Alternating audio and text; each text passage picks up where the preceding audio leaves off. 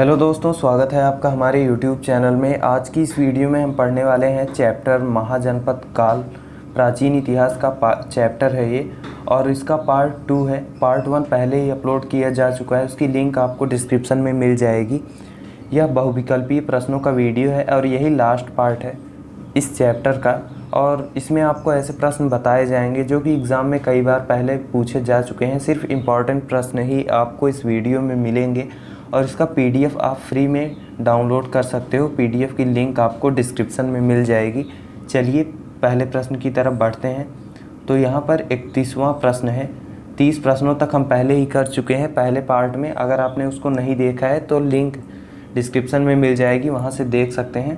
पहला प्रश्न है इसका, भारत में सिक्कों या मुद्रा का प्रचलन कब हुआ था? तो भारत में सिक्कों या मुद्रा का प्रचलन 600 ईसा पूर्व में हुआ था। भारत की जो सबसे पहली कागजी मुद्रा कलकत्ता के बैंक ऑफ हिंदुस्तान ने 1770 में जारी किया।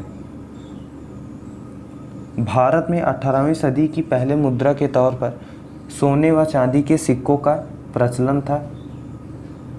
मौर्य साम्राज्य में जो चंद्रगुप्त मौर्य थे, उन्होंने चांदी, सोने, तांबे और शीशे के सिक्के चलवाए। 6ठी शताब्दी में सिक्कों को पुराण करसपना या पना कहा जाता था। अगला प्रश्न है, निम्न राजाओं पर विचार कीजिए। अजातशत्रु, बिंदुसार, प्रसेनजीत, इनमें से कौन कौन बुद्ध के समकालीन थे? तो वह थे अजातशत्रु और प्रसेनजीत, दोनों जो थे वे बुद्ध के समकालीन थे। अजातशत्रु जो था वह जैन और बौद्ध दोनों ग्रंथों में अजातशत्रु को अपने अपने धर्म का अनुयायी माना गया है। संभवतः शुरू में वह जैन था, परंतु बौद्ध ग्रंथों के अनुसार वह बाद में जैन धर्म के बजाय बौद्ध धर्म का भक्त हो गया था। और जो प्रसेनजीत हैं, प्रसेनजीत कौशल के राजा और बुद्ध के शिष्य थे। भरहुत स्तूप लेख में प्रसेनजीत और बुद्ध को एक ही आयु का बताया गया है और उनकी आयु 80 वर्ष कहा गया है। अगला प्रश्न है, 6ठी सदी ईसा पूर्व के दौरान बड़े राज्यों की उदय का मुख्य कारण था। तो उसका जो मुख्य कारण था वह था उत्तर प्रदेश और बिहार में व्यापक पैमाने पर लोहे का उपयोग। 6ठी शताब्दी ईसा पूर्व के दौरान बड़े राज्यों के उदय का जो मुख्य कारण था, क्योंकि वहाँ पर उत्तर प्रदेश और बिहार में बहुत ही व्यापक पैमाने पर लोहे का प्रयोग होने लगा था, जिसकी वजह से 6ठी सदी ईसा पूर्व के दौरान बड़े राज्य उदित हुए। अगला प्रश्न है, मगध सम्राट बिंबिसार ने अपने राजवैद्य जीवक को किस राज्य के राजा के चिकित्सक के लिए भेजा था? तो अवंती के जो राजा थे उनके लिए बिंबिसार ने, उनका एक राजवैद्य था जो कि चिकित्सक था, जीवक जिसका नाम था। तो सम्राट बिंबिसार ने जीवक को उज्जैन के राजा एक थे, उनका नाम चंड प्रद्योत था, चंड प्रद्योत की चिकित्सा के लिए भेजा गया था जीवक को। अगला प्रश्न है, किस शासक ने अवंती को जीतकर मगध का हिस्सा बना दिया? तो वह था शिशुनाग। शिशुनाग ने अवंती को जीतकर मगध का हिस्सा बना दिया था। अगला प्रश्न है, किस मगध सम्राट ने अंग का विलय अपने राज्य में कर लिया? तो जो बिंबिसार था, बिंबिसार ने, जो कि मगध का सम्राट था, उसने अंग का विलय अपने राज्य में कर लिया था। अगला प्रश्न है, शिशुनाग ने किस राज्य का विलय मगध साम्राज्य में नहीं किया? तो वह था काशी। शिशुनाग ने काशी राज्य का विलय मगध साम्राज्य में नहीं किया था। इसने सबसे पहले जो मगध के इसके प्रबल प्रतिद्वंदी राज्य था अवंती, वहाँ के जो शासक थे अवंतिवर्धन, उसने अवंतिवर्धन के विरुद्ध विजय प्राप्त की और उसे अपने साम्राज्य में सम्मिलित कर लिया। इस प्रकार मगध की सीमा पश्चिम मालवा तक फैल गई। उसके बाद उसने वत्स को मगध में मिलाया। वत्स और अवंती के मगध में विलय से पाटलिपुत्र के लिए पश्चिमी देशों से व्यापारिक मार्ग के लिए रास्ता खुल गया। अगला प्रश्न है, काशी और लिच्छवी का विलय मगध साम्राज्य में किसने किया था? तो अजात शत्रु ने किया था। काशी और लिच्छवी का विलय मगध साम्राज्य में अजात शत्रु ने किया था।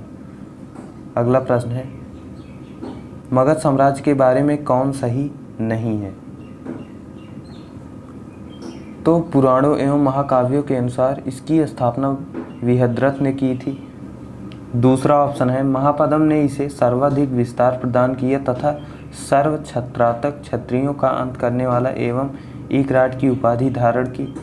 सी वाला है, गिरिव्रज, राजगृह, पाटलिपुत्र एवं कौसाली क्रमशः इसकी 4 राजधानियां बनी।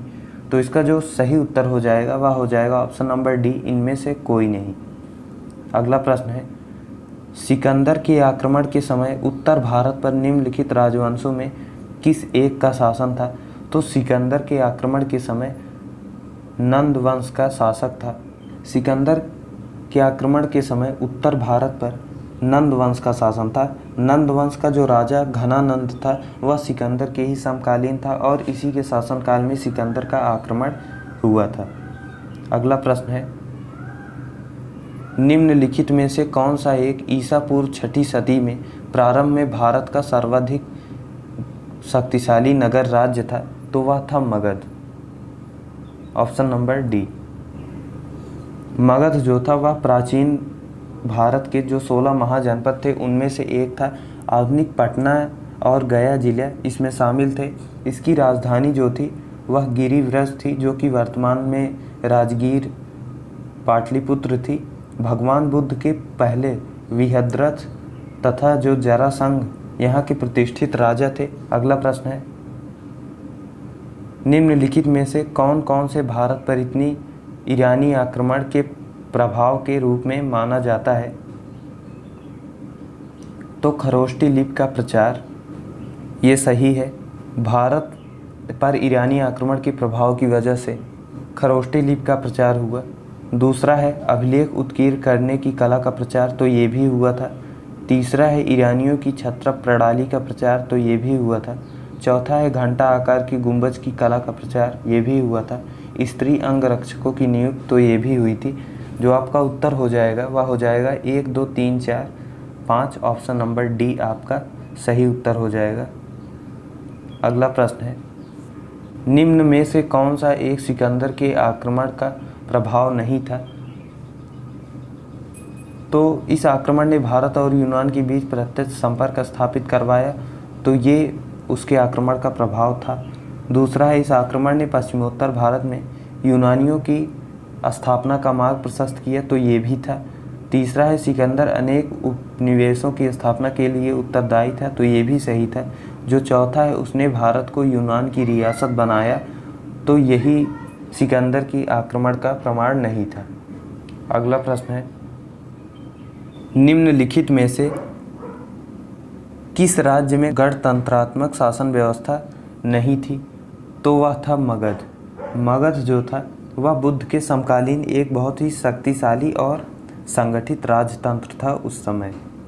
अगला प्रश्न है, निम्नलिखित में से किसे सैन्य नियमित और अस्थायी सेना रखने वाला कहा जाता था?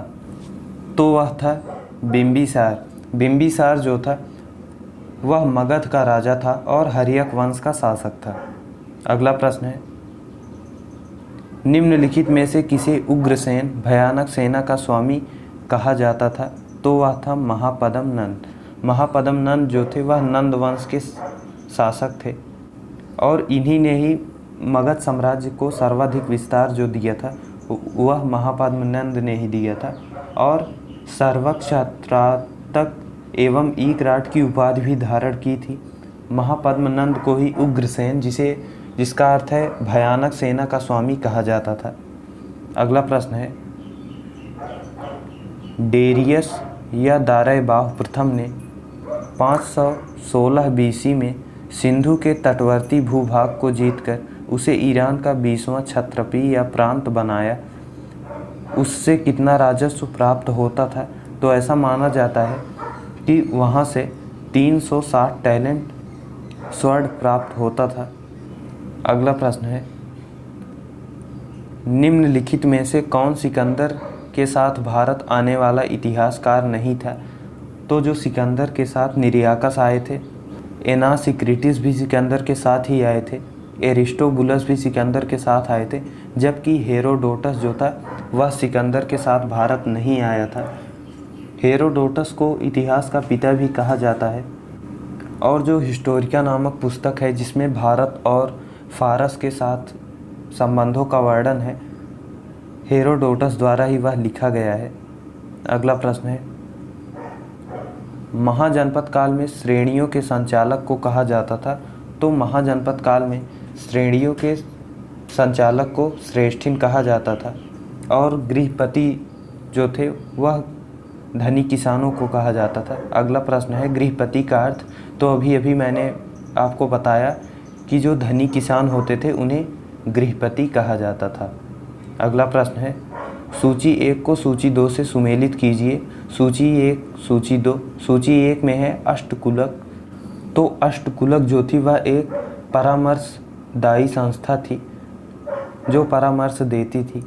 महामात्र, तो महामात्र जो थे वह उच्च कोटि के अधिकारियों को महामात्र कहा जाता था। बाल साधक, तो किसानों से जो कर वसूलते थे, जो कर वसूलने वाले अधिकारी होते थे, उन्हें बाल साधक के नाम से जाना जाता था। सौल्किक या शुल्काध्यक्ष, तो शिल्पियों व व्यापारियों से शुल्क या चुंगी वसूलने वाले जो अधिकारी होते थे उन्हें सौल्किक या शुल्काध्यक्ष कहा जाता था। तो इसका जो उत्तर है वह सामने सामने है, A1 B2 C3 D4। Option number A आपका सही हो जाएगा। अगला प्रश्न है, मगध के किस प्रारंभिक शासक ने राज्यारोहण के लिए अपने पिता की हत्या की एवं इसी कारणवश अपने पुत्र द्वारा मारा गया? तो वह था अजातशत्रु। जो अजातशत्रु था उसने अपने पिता की हत्या कर दी थी खुद गद्दी पर बैठने के लिए। तो यही जो शासक था मगध का प्रारंभिक शासक अजातशत्रु, उसी ने अपने पिता की हत्या की थी। अगला प्रश्न है, विश्व का पहला गणतंत्र वैशाली में किसके द्वारा स्थापित किया गया था? तो विश्व का पहला गणतंत्र वैशाली में लिच्छवी द्वारा स्थापित किया गया था। 6ठी शताब्दी ईसा पूर्व की बौद्ध रचनाओं और अधिकांश इतिहासकारों के अनुसार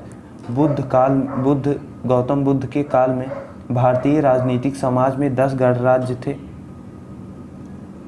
तथा वज्र संघ उनमें से एक प्रतिष्ठित गणराज्य था, और वज्र संघ की जो राजधानी थी वह वैशाली थी।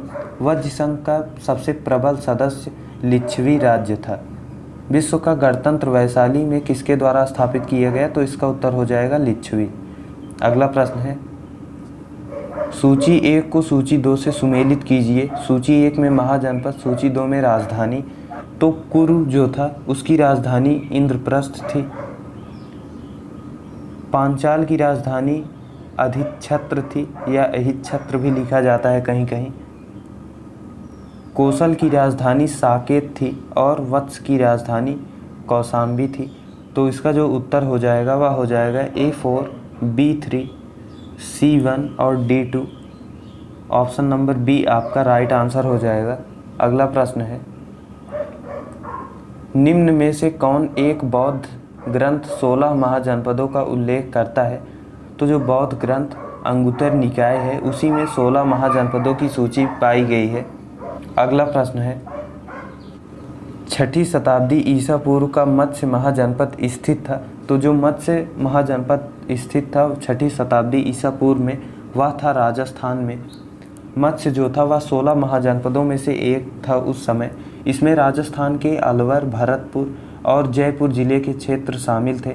महाभारत काल का एक प्रसिद्ध जनपद जिसकी स्थिति अलवर जयपुर के परिवर्ती प्रदेश में मानी गई है। इस देश में विराट का राज था तथा वहाँ की जो राजधानी उपप्लव नामक नगर में थी। विराट नगर मत्स्य देश का दूसरा प्रमुख नगर था। अगला प्रश्न है,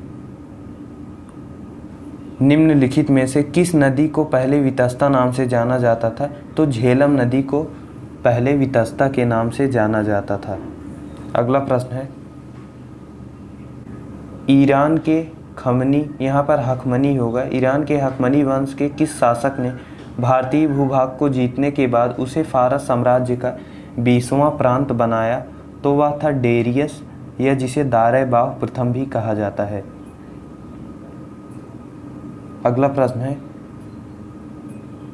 नंद वंश का संस्थापक कौन था? तो नंद वंश का संस्थापक महापद्म नंद था, जो कि बहुत ही प्रतापी शासक हुआ करता था। और जो नंद वंश था वह प्राचीन भारत का सबसे अधिक शक्तिशाली एवं सबसे महान क्षत्रिय राजवंश था। और नंद वंश के समय में साम्राज्य जो था वह बहुत ही विस्तृत क्षेत्र में फैला हुआ था। अगला प्रश्न है, ग्रीक यूनानी लेखकों द्वारा किसे अग्रमीज या जैनरमीज कहा गया है? तो ये हैं घनानंद। घनानंद को ग्रीक या यूनानी लेखकों द्वारा घनानंद को अग्रमीज या जैनरमीज भी कहा गया है।